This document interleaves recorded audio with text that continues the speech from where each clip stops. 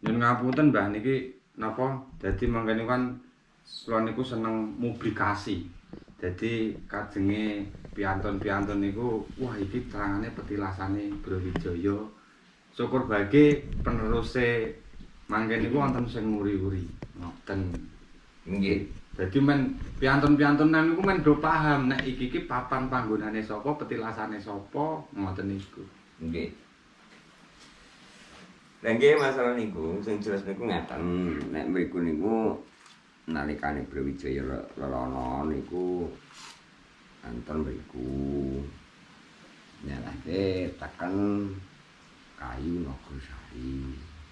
Ning ampun dijeblok kene rak kejene niku anune luhur Nggih. niku saged tuwuh.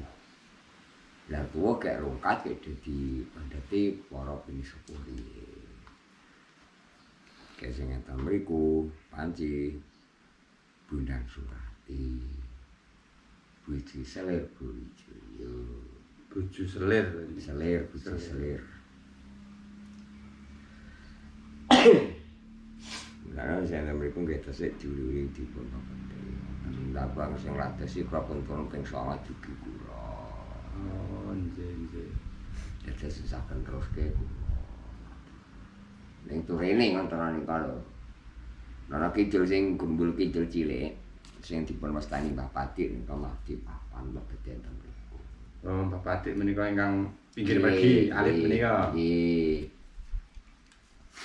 Ngoten nggih sejahe lamungan. Kula mung anu niku nggih dugi kula kek diuri dugi kula niku ning rapun periksa dugi kula.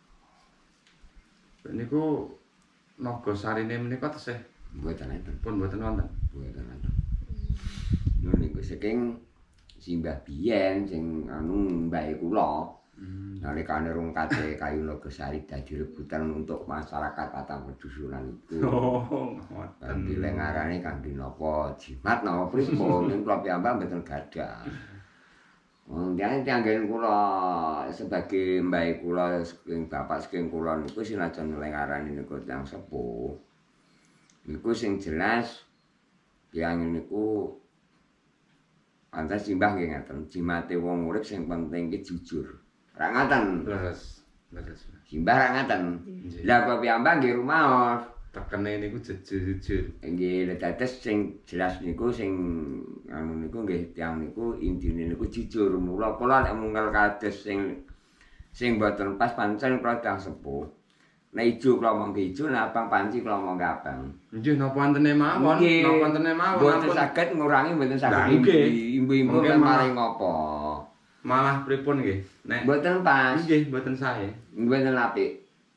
Dek mungkin pihak peneruse ingkang mirengke menika nek pun ditambahi dikurangi pun repot meneh. Repot melih. Ngaten.